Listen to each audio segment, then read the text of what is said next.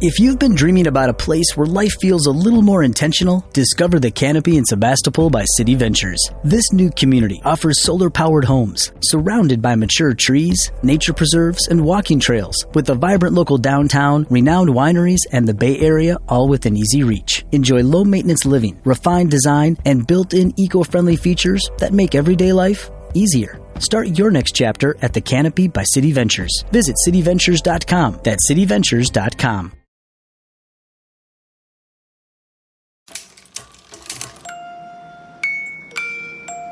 Oxygen, oxygen, oxygen, oxygen. We need it, we need it, we need it. Oxygen, oxygen, oxygen. It's why we breathe.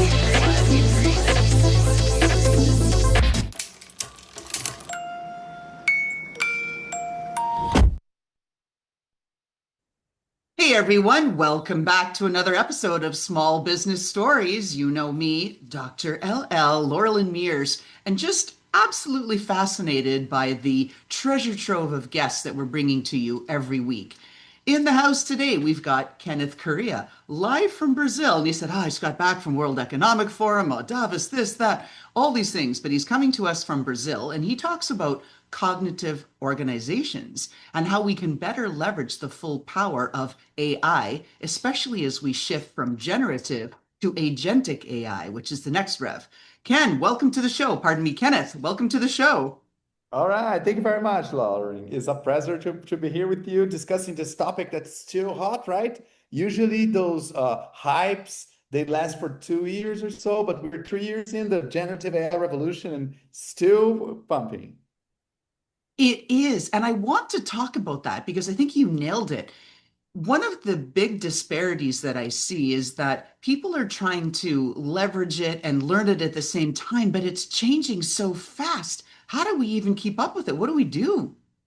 It's hard to keep up, right? Even I'm of course all into the new tools and testing it out. It's hard because the average product release only in the realm of AI, which I agree is a big one, is like 50 new products per day.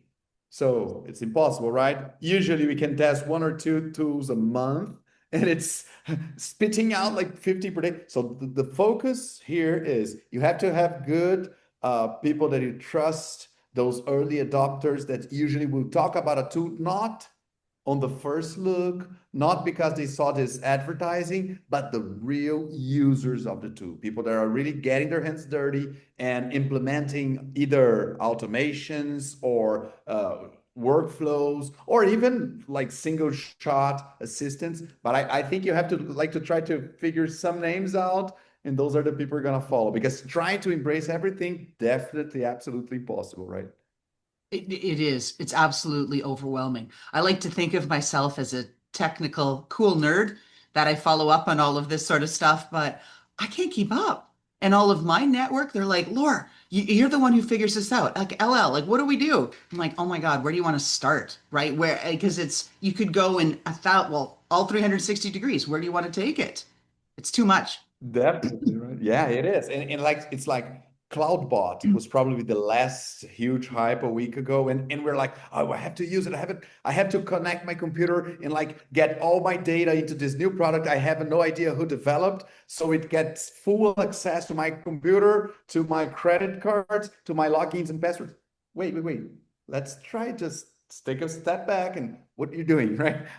Why you're doing it? That's maybe a very good question to ask. So that's again why I like to have some people that I connect to and I'm talking to them. I have some WhatsApp groups where people are like evaluating, assessing these new tools and try to get a filter of that. And that's how we kind of stay cool about it as well. There's no reason to freak out. We're never going to be 100% on top of everything. I think this is something some people call it the singularity in a sense. So that moment in time when there's so much new stuff that you cannot get a hang on to it. So it's time maybe to relax and say, okay, I'll do what I can do, and that's good enough, right? Now, I'm looking at, for the people that don't have the visual experience, I'm looking at Kenneth's hand here, and he's got a ring on it. It looks like it's one of those that's tracking biometrics and things, or maybe it's just a beautiful black onyx ring. I can't tell. No, it's an aura ring. You're absolutely right. Smart ring, right? Capturing my Yeah. heart rate and body temperature and my oxygenation. I don't think that's the name in English, but the oxygen saturation rate in my bloodstream. And it gives me so many good insights into not only sleep. So if I go to sleep too early or too late, how do I get up every day? If I have like a large, heavy meal before I go to sleep, how does that impact? And again, the good thing about using the wearables, the health tech wearables, is you don't get like uh, general for everyone, one size fits all feedbacks. You're getting like personalized tips, which is again amazing. So for me, it's very good to know what I do in the last 2 hours before I go to bed, and how does my sleep influences my next day. So this is the Aura Ring. I really like it. Again, as a early adopter, I like to use and I had a meeting at CES in Las Vegas this early January with the Aura Ring CEO. And he was telling all the stories about the company. But one that I really like, Laurelyn, is he said, when we launched the product, it was all about nerds.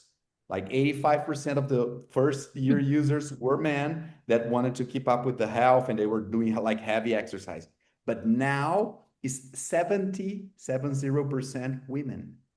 Mm. And one of the main features that women love about the product is following the menstrual cycle throughout the month. So my wife, for example, she gets like early warnings, which are great for women, right? I know this is not my area of expertise, definitely, but I Oh, get some feedback from my wife. And for men and women as well, it informs you that you are going to get sick. Get that? You know when you do that like that sneeze and then you say, "Oh gosh, something is it's coming." coming.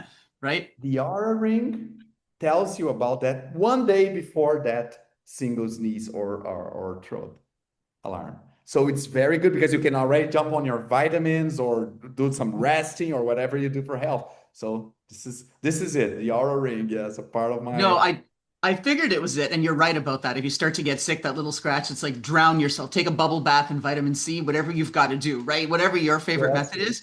Now, I'm a bit older school. As much as I love tech, I have the Fitbit, but where I all was right. going with this was along the lines of what you just said about the online, these cloud bots and things taking over everything. Are we giving up too much, Kenneth? All of our information are, We I often wonder absolutely about that. are.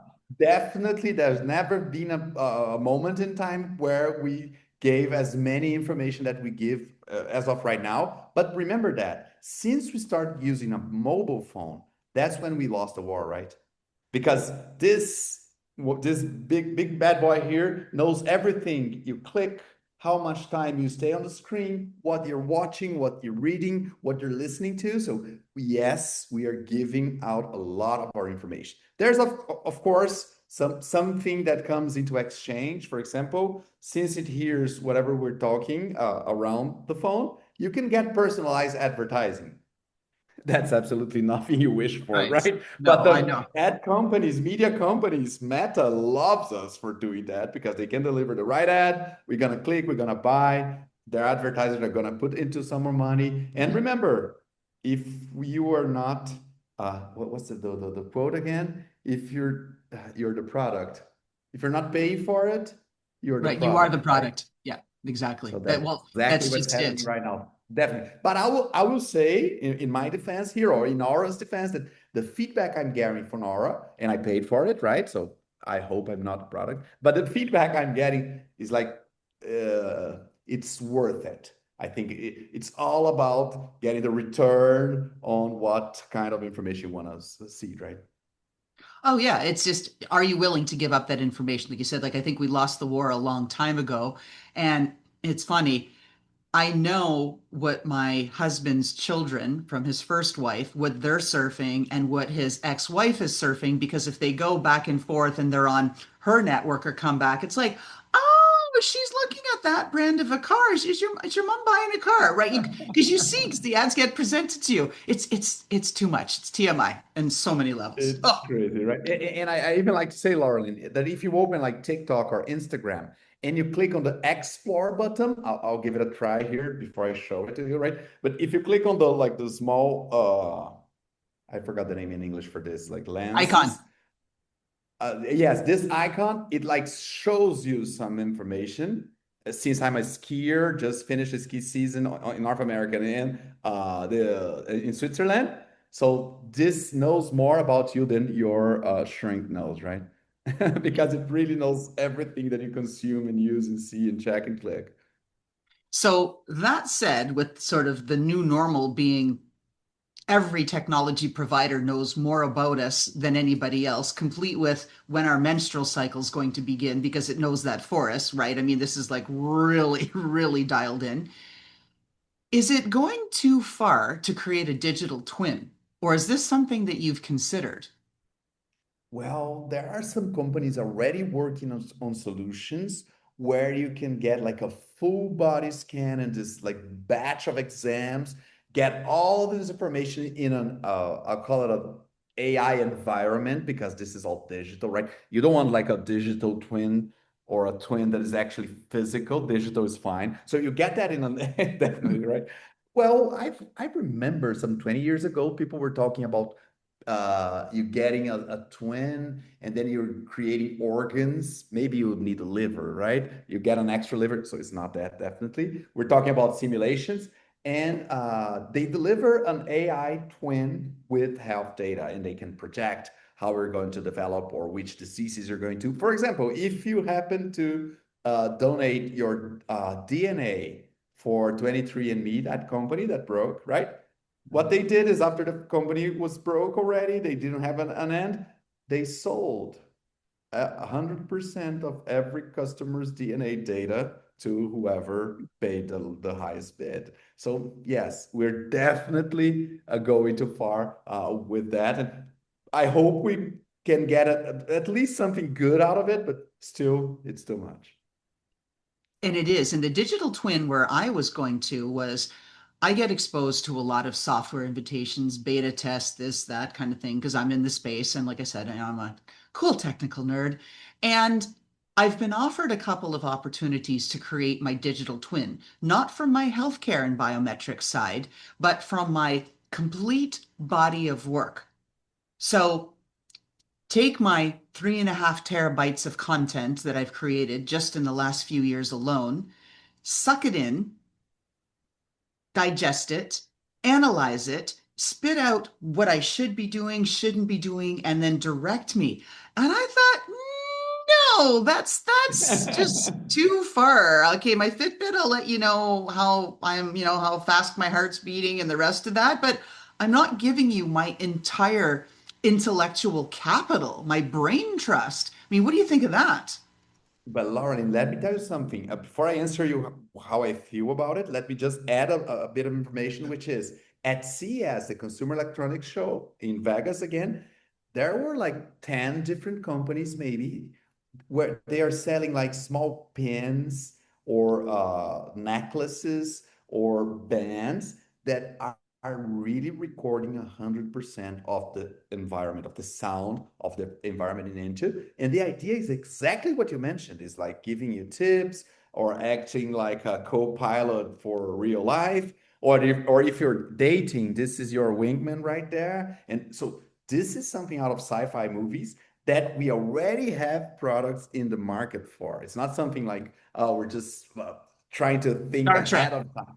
It's already there. I'll tell you that. So now with my opinion, I think it's absolutely crazy. In the same way that I think that people using ChatGPT or any other AI assistant as uh, their psychologist, like asking for relationship advice and not remembering that this is actually a calculator and you're not supposed to be asking a calculator if you should make like a big decision in your life. So yes, definitely crazy. But what my wife told me She works with health-related data. She's a doctor, and she said that the amount of data we're going to create in 2026, so this is a piece of information for this year, is that's the first time we're going to have more health data coming from wearables, so individual personalized devices, than all the healthcare data we got around the world. So this is a threshold we'll be crossing this year. It is absolutely mind-blowing. Like insert exploding head emoji, right? Right. It's just Definitely. it's too much. And when we think about the amount and the volumes that are out there, how we cut through it. And to your point, even about healthcare data, here's something that I'll share. I won't name names, but one of the top three global health insurance companies is requiring that all of its psychiatrists, psychotherapists, therapists, counselors, caseworkers put all their notes into a special repository or they won't get their reimbursement claim. So, what does that say?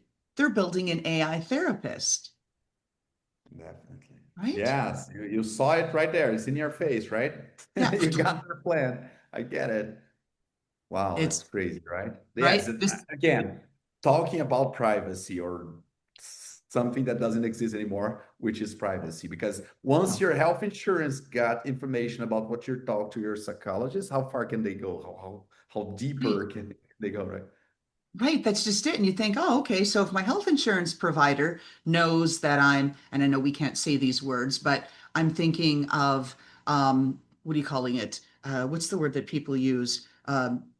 Not living, right? Okay, I got you. If I'm making I those know that. choices and having those conversations with my therapist, am I going to be denied potential insurance, life insurance policies? Am I going to be denied access to employment? Right? All of these things. It's really a fine line, right? Like who has the data Absolutely. integrity? Like, But again, Lauren, and that's something that I felt at the World Economic Forum, and I don't mean to sound naive here, please, that's not my point, but that's probably why every government official, every big company executive there, C-level wise, was they always, when they mention AI, they were like, yeah, we were doing this, but, and then they mentioned some kind of guardrails or regulation. And I know they're not doing that because they want the good for humanity. That's not that. But they're being forced in to talk about this stuff because they understood how powerful the tech in itself is for making decisions like denying claims and all that. So I really think that I don't know if I can say humanity, but I really think that major Western world was able to create a feeling that we really need to regulate that's gone too far, and we need to set some basic, at least limits for that, or else it's gonna become even crazier than it is right now.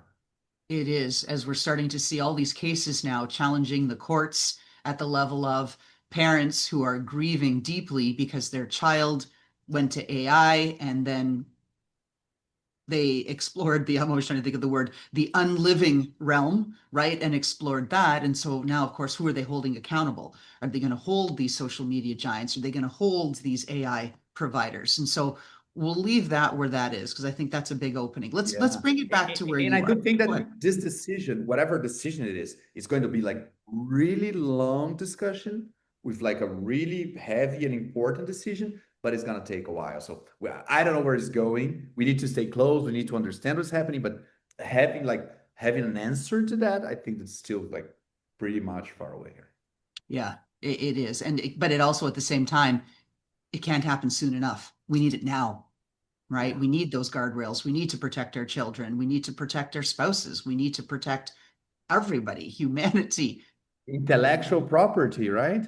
With all too. the cloning and deep fakes, those artists are organizing themselves. I was listening to Ben Affleck and Matt Damon at a Hmm. podcast with Joe Rogan, and they were discussing exactly that. Like some people already sold, I mean, signed a contract and offered like all the remaining time of their existence and beyond that the rights to their voices and everything that they said through all their lives. And this is being commercialized already. Again, not future. It's not a movie. It's already happening. So I agree with you. We need it right now, but we haven't got the faintest idea of how to deal with that. And again, I No, and think I this is something, Laureline, working with emerging tech that I've been feeling for some time. Of course, it's faster and more impactful right now with AI, but every other wave before this one was all about technology gave us something. It's powerful. We don't know how to do with that.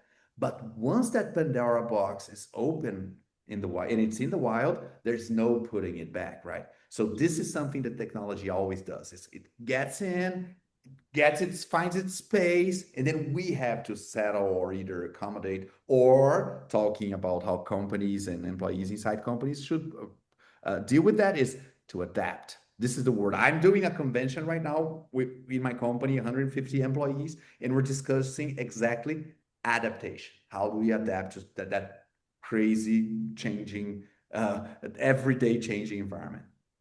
Oh, so a couple of things. One, I listened to that. I don't usually listen to Joe Rogan's podcast. Why would I? I've got my podcast and fascinating guests to Oh, listen to. good. Touche, right? But I did listen to that one and heard a lot of what they were saying about that. And so that was one thing I thought, and very interesting, even in how they're having to create movies because of the level of distraction that they have to keep reinserting the plot. Netflix requires 3 times that it must be an obvious plot statement in case somebody went to get a coffee, go to the bathroom, whatever they did, play with the dog, cat, kid, whatever, and lost the plot, literally. So I thought Yeah, that was interesting. And on your true. point of adaptation, actually, that's one of the things that I'm known for. I teach people adaptive leadership because it is all about how do you absorb and respond to the changes that are happening and do it in a way that doesn't blanket so that you don't one size fits all to your team. You recognize where everybody is, they're all at different places, and to be cliche, meet people where they're at and try to figure out how that should change your leadership style. And I always start off with this, and I want to get your reaction. People think they're a leader because they're in the title. And I say, look behind you. Do you have followers? Do you have people following you? Because if you don't have people choosing to follow you, you're not a leader. I love it. I love it. Makes absolutely sense. In Brazil, we have a phrase that we use like it's non-official leadership. That's westernization I couldn't find right now, but it's the idea that leadership emerges from human relationships, right? It's not about the title, it's what you represent to other people. So this is something that we discuss a lot in my company, and we're trying to create these leadership development programs, and we really see that some people, I don't know the percentage, but a part of people will go to the formalize and they need the badge and they need to be put in like a high place for everyone else. But the best leaders we've got in the way we measure leadership is not how beautiful the person looks, but the idea of how does the people below them generate results, right? So those are the best leaders that we've got are the ones that get best result out of their people. And it's definitely those ones that are natural leaders from relationship and the environment. Not necessarily, sometimes yes, but not necessarily the ones with the badge. Bingo, right? And I think the world's starting to see this. And let's flip it now over to your book and then your whole company on cognitive organization. So it Okay. is really looking at that relationship as we go from, where we had in the past AI. I mean, it was basically keyword filtering, let's be real. Then, of course, into the generative AI, nice to have prompts and be interactive. And now, of course, agentic AI. So I never completed my certification, but I did the Salesforce, like Agent Force, a lot of the journeys and learning through that and how to do that and didn't complete. How is this all lining up for companies? Because they've got to be more clear in their strategy and they've got to transform, which is the thesis of your book. But at the same time, the AI is happening so fast. Should they keep switching strategies or like everybody gets to be a little bit like sort of schizophrenic? How does that all balance out? Yeah, so a big difference from when I got into a business school the first time as a student is that my professors at that time they taught me and they showed me a world that was very linear. Like every company now is looking into that. Every company now is doing this or that. But after I joined the market, started working first as an employee, and then after that, providing services to these large companies here in Latin America, from Mexico down to Argentina, especially in Brazil, my home country, is that I realized that every company is at a different level or a different maturity. I'm talking here about management. I'm talking about how they develop their products and their market. So what I can feel as of right now is that there's a small group, maybe some 10, 15% of companies that really understood that agentic AI is not about automating whatever you were doing before. It's the idea that you have to redesign your products, your services, and especially your org chart, right? The way you put your departments and areas and squads around the idea that you're going to have human agents and artificial intelligent agents working together in fit. So those are like 15% of companies. Most companies are still trying to automate whatever they had before. And I think those are going to be the losers in the long run, or because they will not adapt as fast as the market will pressure them to, right? So the way I look at it right now is you either have a person or a team, or if you can, a person in every team that is looking at these changes, tapping into these tools, running labs or tests or prototypes or proof of concepts around to try to figure out what's the best new way to serve your clients, to provide products or services to them, are the ones that will be able to win. And I'm not talking here about artificial general intelligence or either a Matrix or Skynet like in the Terminator movie. I'm talking about every company realizing, thinking in first principles, like Aristotle used to say. They say Elon Musk created that, but it's Aristotle, right? That you're gonna have to really look into the company, see what do we do, to whom we do what we do, and how do we design the best structure for that. I think those are the winners in this game. Oh, I agree completely because it's not about taking what you already do and just automating it or AIifying it. It's looking systematically, right, at as the system and saying what's working, what's not, where do we need to drive to? Oh, okay, if we're going in that direction, then we need to layer in these new technologies or approaches or agents, right? AI agents to be able to enable us to go in that direction because that's where the market pressures are pushing us, not, oh, let's just automate what we already have. Like you said, they'll be the losers, the ones left behind.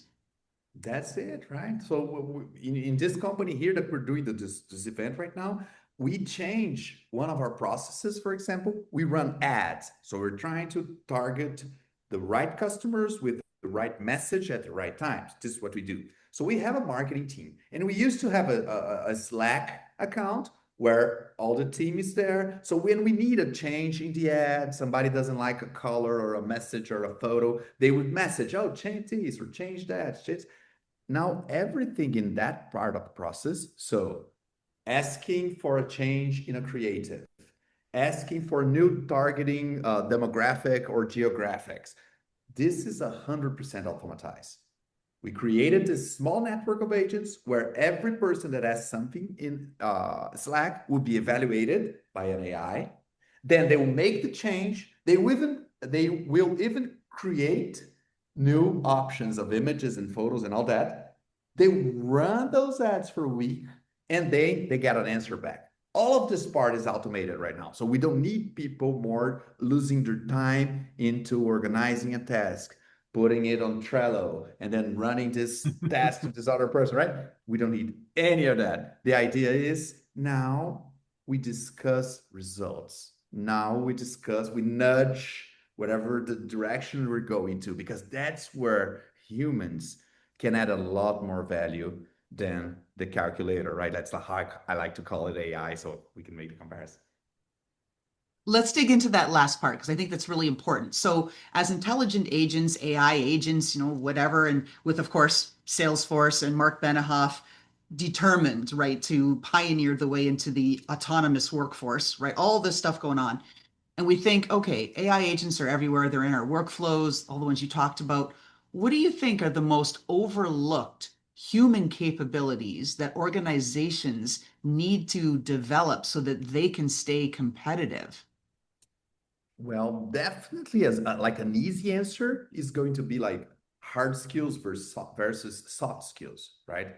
Because most of the hard skills relating to having a specific knowledge and applying that knowledge, this is where AI shines. If you have organized documentation, you have a methodology or a structure or something like that, AI can really run the job smoothly. So on the soft skills side, whenever you have people with critical thinking, people that are able to find or to ask the better or the best questions whenever those questions are needed and important.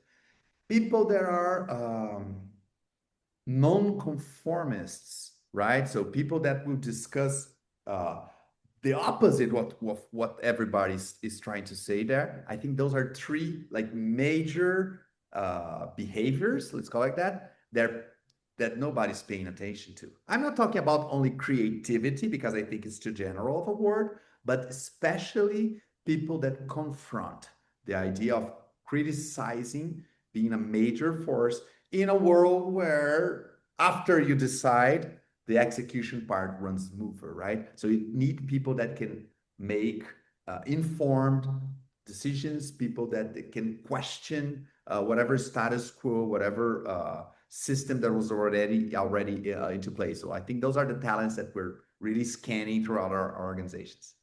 Gotcha. I started my business focusing on soft skills, teaching Gen Z, because everybody my age, I'm Gen X, but I identify as Gen Z, is what I like to say. All Everybody right. Gen Z was saying, they don't have any soft skills. But when I was reaching out to help Gen Z with soft skills, they said, I don't need no stinking soft skills. We're really smart. We can go on TikTok because that was just starting to boom at the time. And they said, we don't need that. Parents said, oh, yes, you do. And then parents pointed to the teachers and said, teachers, you're responsible for teaching my kids soft skills. And teachers said, parents, it's up to you. And then nobody was. And getting caught in the middle of that was a disaster. I ended up making more money teaching people who were mature, who had to either manage the people who had the soft skills or the lack thereof, because they're the ones that wanted to change and wanted to learn to deal with it. So that's where I focus my business, hence the adaptive leadership. But let's come back around to this. So with your book, for those that haven't read it, myself included, I will be honest, I have not read it. So, cognitive organizations, what's the key takeaway, Kenneth? Why should people pick up this book? Again, you pretty much draw the line where you got AI as like this really niche area, and then the LLM explosion where everybody can use Microsoft Copilot or Google's Gemini. But the next step being this agentic revolution, what I figured out maybe a little bit before agents become the major topic of discussion. So the book was launched in September 24 at the MIT, was that when you start creating these automated workflows, the need for humans as a part of the process, or how nerds like us like to call it, the human in the loop, was like it became really clear, clear as a blue sky, that you're gonna to need people inside workflows. Because a major line of discussion is that AI is going to take everyone's jobs. And people will double down on that and say that out loud. And some people are invoking like this major jobs apocalypse and stuff. Oh, there's not going to be any more entry level workers, and what's going to happen to consultants and all that. But in my own company, and we automate a lot of our tasks. We have in 2026 the largest number of entry level workers that we have had in the last 10 years, maybe, because there's no relationship between automating and destroying jobs. That's what people get wrong. The thing with automation is you're able to do a lot more with the time you have. You're able to deliver a lot more with the team that you're already on. So whenever we start generating more and doing more, that's when you need new areas. That's when you hire more people. I have 138 people in the team as of today, and this number has grown in the past 3 years, talking about LLMs and then the agentic revolution. We have like a 50% increase of people in 3 years. So that's a lot considering the economy and considering how things are going. But what we figured out in the major insight I want people to take out from the book is that people are going to be needed more and more and more, because we are actually going to have to do lots of things, more and more and more stuff. So I think this is one of the major takeaways. The other one being that if you're designing these companies, if you're designing these processes, if you're creating new products, if you're reaching new markets, you're gonna have to think of humans plus agents, not humans or agents. And I have 12 examples of companies. Those were, again, these early adopters. Imagine that was throughout 24 that I collected these samples from companies I work with. 12 samples of companies that already understood that and were able to create these workflows. For example, one of the companies is this large meat packing industry that created this automated meat processing facility, and where the data analysis, so whoever analyzes the data from the production line is not human beings, but not because they don't want human beings to do it, but because they couldn't hire.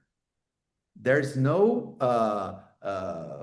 the market is not offering data scientists around. Those people are all employed, right? But this guy needed this to work. So we created those AI agents to understand the data from the production line and generate the sort of insights maybe 2 or 3 years ago a human would have to do. So examples like this one like really shows you where humans will be working together with those agents to get the stuff that we need to get done. And does it all boil down to that one super magical soft skill? Does it boil down to, right, critical thinking?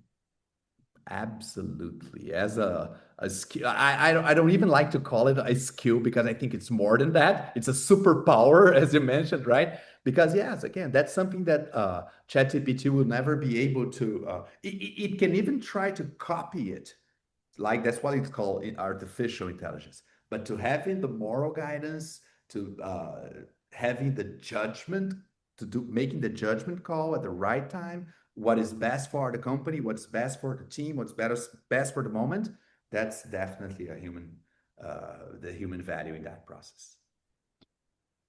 One of our last questions as we get ready to wrap up the show. I'm going to put you on the spot, a prediction. 2030, what's our world going to be like with AI?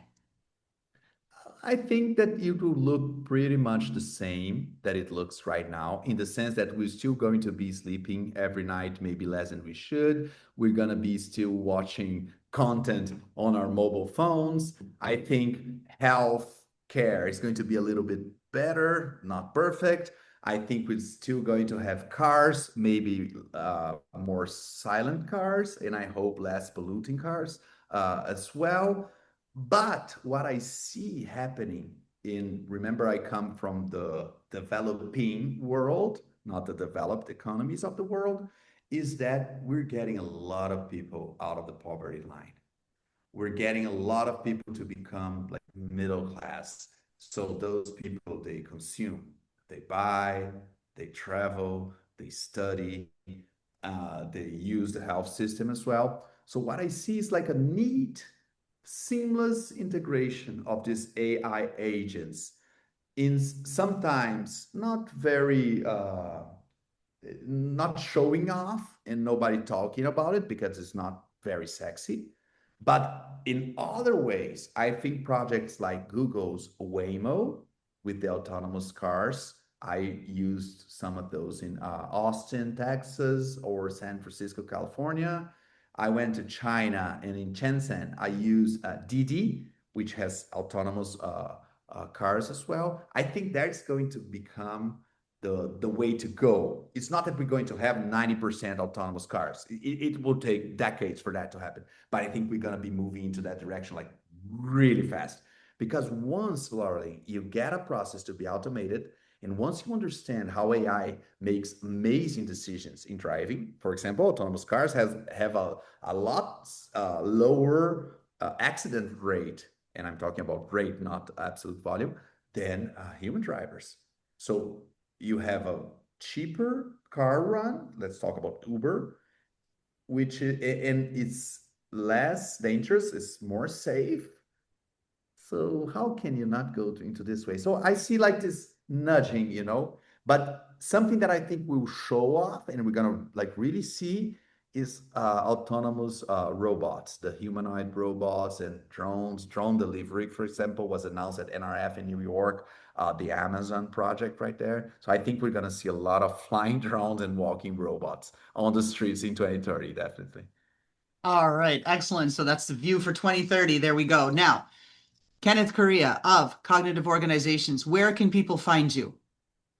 They can find me at Instagram. I'm creating content either in Portuguese, which is my home language, but also in English. The profile is the Kenneth Corrêa, my first name and last name. And I'm writing articles at medium/Kenneth Corrêa.